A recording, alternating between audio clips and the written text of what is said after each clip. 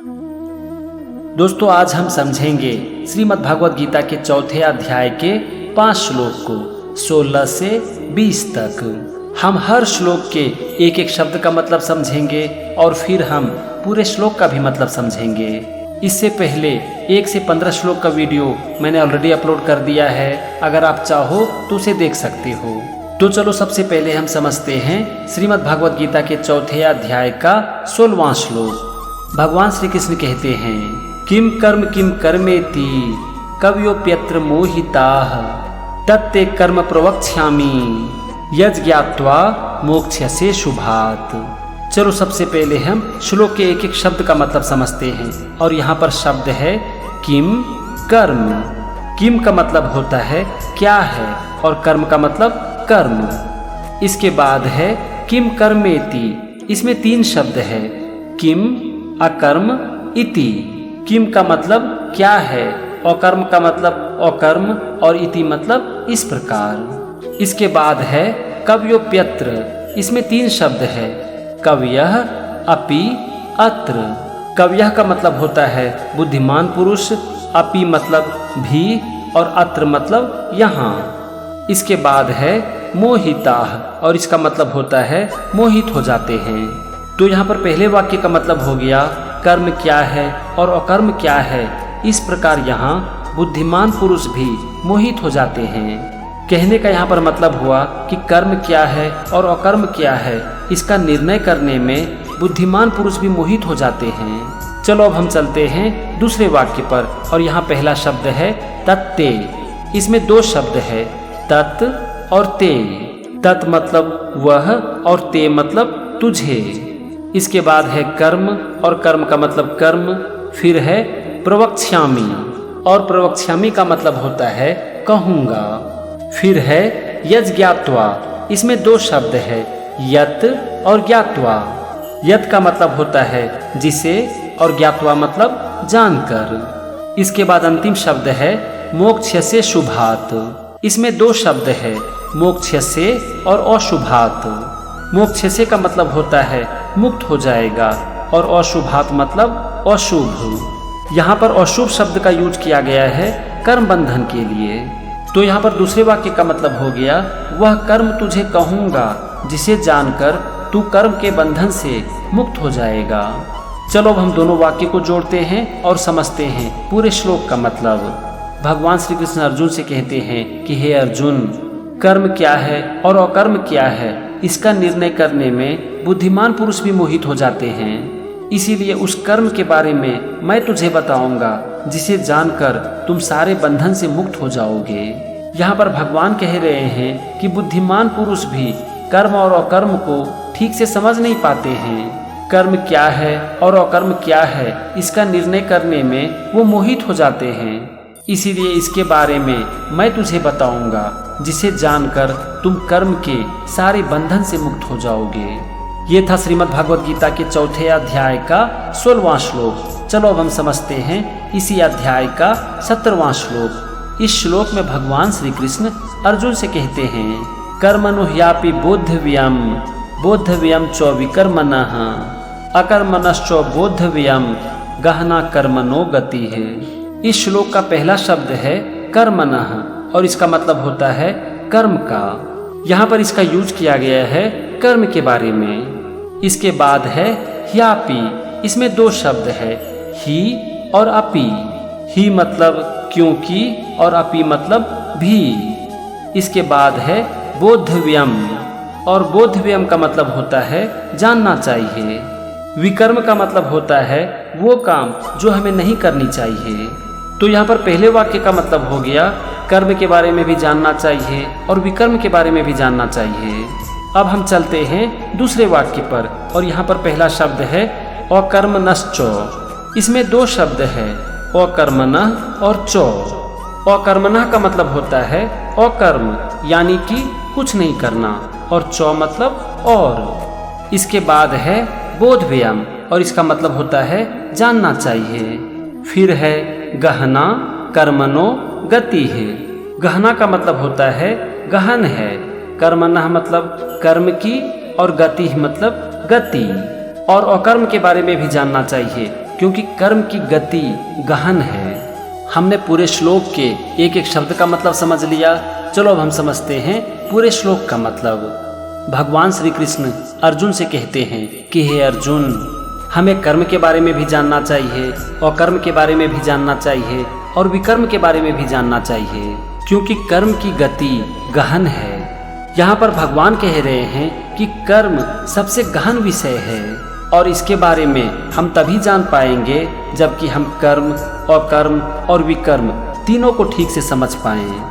ये था श्रीमद् भगवद गीता के चौथे अध्याय का 17वां श्लोक। चलो अब हम समझते हैं इसी श्लोक का 18वां श्लोक। यहाँ पर भगवान श्री कृष्ण अर्जुन से कहते हैं कर्मण्य कर्म यह पश्चेत अकर्मणि च कर्म यह सबुद्धिमान मनुष्येषु स्वयुक्तः कृतस्न कर्म कृत।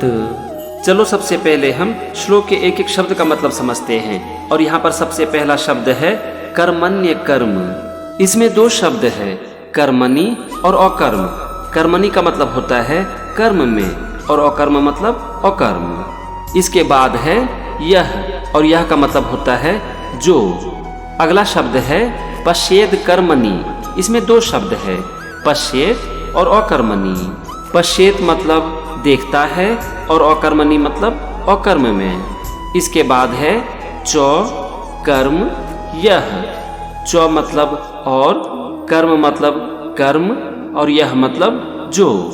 तो यहाँ पर पहले वाक्य का मतलब हो गया जो कर्म में अकर्म देखता है और अकर्म में कर्म देखता है। चलो अब हम चलते हैं दूसरे वाक्य पर और यहाँ पहला शब्द है सह और सह का मतलब होता है वह। फिर है बुद्धिमान मनुष्येषु। इसमें दो शब्द है, बुद्धिमान और मनुष्येषु। बुद्धिमान का मतलब तो आप जानते ही हो और मनुष्येषु मतलब मनुष्यों में। इसके बाद है स्व युक्तः। स्व मतलब वह और युक्तः मतलब योगी। अब अंतिम शब्द है कृष्ण कर्म कृत और इसका मतलब होता है समस्त कर्मों को करने वाला। तो यहाँ पर आप देखो दूसरे वाक्य का मतलब हो गया वह मनुष्यों में बुद्धिमान है और वह योगी समस्त कर्मों को करने वाला है। ये था एक एक शब्द का मतलब और दोनों वाक्य का मतलब। चलो अब हम समझते हैं पूरे श्लोक का मतलब। जो मनुष्य कर्म में अकर्म देखता है और अकर्म में कर्म देखता है वह मनुष्यों में बुद्धिमान है और वह योगी समस्त कर्मों को करने वाला है।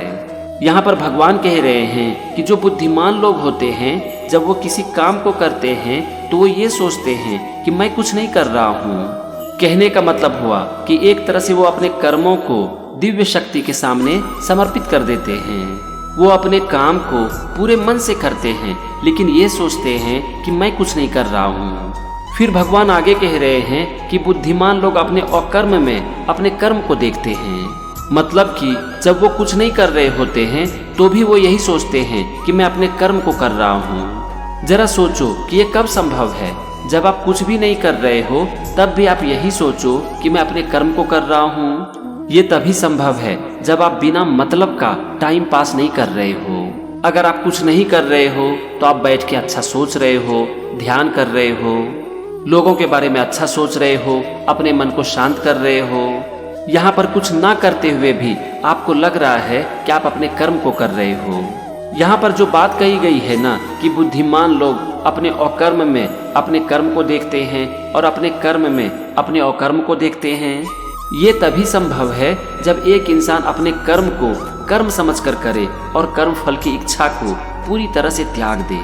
ऐसे इंसान को योगी कहा जाता है क्योंकि वो हर स्थिति में अपने मन को एक समान बनाए रखते हैं। वो ऐसा क्यों कर पाते हैं? इसका एक ही कारण है कि वो अपने कर्म को पूरी निष्ठा के साथ करते हैं लेकिन उस कर्म के फल की इच्छा नहीं रखते। इसीलिए जीवन की हर परिस्थिति में उनकी मानसिक स्थिति एक समान होती है। ये था श्रीमद् भगवद गीता के चौथे अध्याय का 18वां श्लोक और उसका मतलब। चलो अब हम समझते हैं इसी अध्याय का 19वां श्लोक। इस श्लोक में भगवान श्री कृष्ण अर्जुन से कहते हैं यस्य सर्वे समारंभा काम संकल्प वर्जिताः ज्ञानाग्नि दग्ध कर्माणं तमाहु पंडितम बुधा। चलो पहले हम एक एक शब्द का मतलब समझते हैं और यहाँ पर शब्द है यस्य सर्वे समारंभा। यस्य का मतलब होता है जिसके, सर्वे मतलब संपूर्ण और समारंभा मतलब कर्म। इसके बाद है काम संकल्प वर्जिताः और इसका मतलब होता है बिना कामना और संकल्प के होते हैं। तो यहाँ पर पहले वाक्य का मतलब हो गया जिसके संपूर्ण कर्म बिना कामना और संकल्प के होते हैं। अब हम चलते हैं दूसरे वाक्य पर और यहाँ पर पहला शब्द है ज्ञानाग्नि दग्ध कर्माणम और इसका मतलब होता है जिसके समस्त कर्म ज्ञान रूप अग्नि के द्वारा भस्म हो गए हैं। इसके बाद है तमाहु, इसमें दो शब्द है तम और आहु। तम मतलब उसको और आहु मतलब कहते हैं। इसके बाद है पंडितम बुधा, पंडितम मतलब पंडित और बुधा मतलब ज्ञानी जन। तो यहाँ पर दूसरे वाक्य का मतलब हो गया जिसके समस्त कर्म ज्ञान रूप अग्नि के द्वारा भस्म हो गए हैं उसको ज्ञानी जन भी पंडित कहते हैं। ये था पूरे श्लोक के एक एक शब्द का मतलब और दोनों वाक्य का मतलब। चलो अब हम दोनों वाक्य को जोड़ते हैं और समझते हैं पूरे श्लोक का मतलब। यहाँ पर भगवान श्री कृष्ण अर्जुन से कह रहे हैं कि हे अर्जुन, जिसके संपूर्ण कर्म बिना कामना और संकल्प के होते हैं, जिसके समस्त कर्म ज्ञान रूप अग्नि के द्वारा भस्म हो गए हैं, उसको ज्ञानी जन भी पंडित कहते हैं। यहाँ पर भगवान कह रहे हैं कि जिस इंसान के पास ज्ञान होता है उसके मन में ना तो कोई इच्छा होती है और ना ही कोई संकल्प, मतलब कि वो अपने कर्म को निस्वार्थ भावना से करते हैं। और फिर वो जब अपने कर्म को करते हैं तो वो ये सोचते हैं कि मैं कुछ नहीं कर रहा हूँ, यानी कि अपने कर्म को करते हुए भी अपने मन से ये भावना निकाल देते हैं कि मैं कर रहा हूँ। और इसी को कहा जा रहा है अपने ज्ञान के द्वारा अपने कर्म को भस्म कर देना। और ये कब संभव है पता है? ये तभी संभव है जब एक इंसान पूरे मन से अपने कर्म को करे, निस्वार्थ भावना से अपने कर्म को करे और कर्म फल की इच्छा को पूरी तरह से त्याग दे। भगवान आगे कह रहे हैं कि ऐसे लोग को ज्ञानी जन भी पंडित कहते हैं, मतलब कि ऐसे लोगों को ज्ञानी जन भी ज्ञानी कहते हैं। कहने का मतलब हो गया कि ऐसे लोग सर्वश्रेष्ठ होते हैं। ये था श्रीमद् भगवद गीता के चौथे अध्याय का 19वां श्लोक और उसका मतलब। चलो अब हम समझते हैं इसी अध्याय का 20वां श्लोक। इस श्लोक में भगवान श्री कृष्ण अर्जुन से कहते हैं त्यक्त्वा कर्म फलासंगम नित्य तृप्तो निराश्रयः कर्मण्यभिप्रवृत्तोपि नैव किंचित करोति सः। यहाँ पर सबसे पहले हम एक एक शब्द का मतलब समझते हैं और पहला शब्द है त्यक्त्वा और त्यक्त्वा का मतलब होता है त्याग कर। इसके बाद है कर्म फलासंगम और इसका मतलब होता है समस्त कर्मों में और उनके फल में आसक्ति का, यानी कि कर्म और कर्म के फल के मोह का। इसके बाद है नित्य तृप्तः और इसका मतलब होता है परमात्मा में नित्य तृप्त है। इसके बाद है निराश्रयः और इसका मतलब होता है संसार के आश्रय से रहित हो गया है, मतलब कि संसार के आश्रय की जरूरत नहीं है। तो यहाँ पर आप देखो पहले वाक्य का मतलब हो गया समस्त कर्मों में और उनके फलों में आसक्ति का त्याग करके संसार के आश्रय से रहित हो गया है और परमात्मा में नित्य तृप्त है। यहाँ पर कहने का मतलब हो गया कि सारे कर्म और कर्म के फल के मोह को त्याग कर संसार के ऊपर निर्भर ना रहकर परमात्मा में पूरी तरह से लीन है। अब हम आते हैं दूसरे वाक्य पर और यहाँ पर पहला शब्द है कर्मण्यभिप्रवृत्तोपि। इसमें 3 शब्द है कर्मणि, अभिप्रवृत्त और अपि।